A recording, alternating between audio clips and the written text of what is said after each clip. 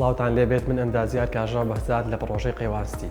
وەک لە پێشتردا ئازانن سەرجەمەکەکانی هەردوو باڵەخانەی ئێ7 ڕادەستی خاوەنەکانیان کریان بە سەرکەوتووی و لە ئێستادا سەرقاڵی ڕادەستکردنی هەردوو باڵەخانەی ئەی10 و ئەی12.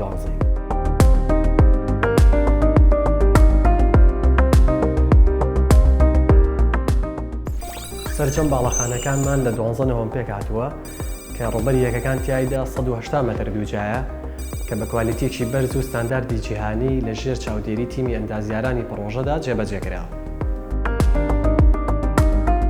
ئەوەی جێ بەیاخە لە قەیوانستی خزمەتگوزاریەکانێتی کە تەواوی خزمەتگوزاریەکان بۆ دانیشتوانی پرۆژەکە دابین کراوە.